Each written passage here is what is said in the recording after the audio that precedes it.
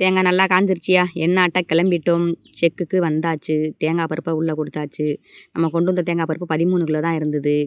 பத்தாதுமா செக்குக்குன்னு சொல்லவும், சரி தாளிக்கு ஆட்டிக்கிறோன்னு சொல்லி 4 கிலோ கடலைப்பருப்பை வாங்கி போட்டாச்சு. எண்ணெய் வந்து செக்கில் ஓடிட்டுருக்கு. ஆட்டி முடிச்சாச்சு. ஒரு கேனில் ஊற்றி கொடுத்துட்டாங்க. சூப்பராக இருந்துச்சு எண்ணெய். தேங்காயும் அந்த கடலைப்பருப்பும் சேர்ந்ததுக்கு கலரும் அப்படி பியூராக இருந்துச்சு. சூப்பராக இருக்குமா எண்ணெய் அப்படின்னாரு செக்கு ஆட்டுறவரே. ஒரு 9 லிட்டர் எண்ணெய் இருந்துச்சு. நான் ஃபஸ்ட்டு ஒரு தேங்காய் ஓடையிலேயே வந்து ஒரு 1 லிட்டர் எண்ணெய்க்கு தலைக்கு பிடிச்சிக்கிட்டேன்.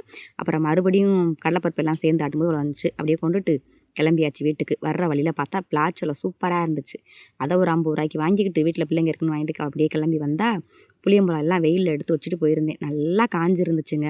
அப்படியே எடுத்துகிட்டு வந்து நல்லா குத்தி நல்லா க்ளீன் பண்ணியாச்சு. விதை எல்லாமே எடுத்து நல்லா க்ளீன் பண்ணியாச்சு. எப்போயுமே நான் மண்பானையில் வைப்பேன். இந்த வருஷம் வந்து மண்பானை உடஞ்சி போச்சு. அதுக்காண்டி புது பிளாஸ்டிக் பானை நல்லா கழுவி காய போட்டிருந்தேன். அந்த பிளாஸ்டிக் பானையில் எடுத்து அமுக்கியாச்சு. நான் எப்போயுமே புளி வைக்கையில் உப்பு போட்டு வைப்பேன். அப்போ தான் அது சீக்கிரம் கெட்டும் போகாது. கலரும் அவ்வளோ சீக்கிரம் சேஞ்ச் ஆகாது. அதனால் புளியம்பழம் அமுக்கையில் நான் இப்படி தான் வச்சு வைப்பேன். இந்த புளியம்பழம் வந்து மறு வருஷம் வர்ற வரையிலும் இருக்கும். ஓகே, பாய்.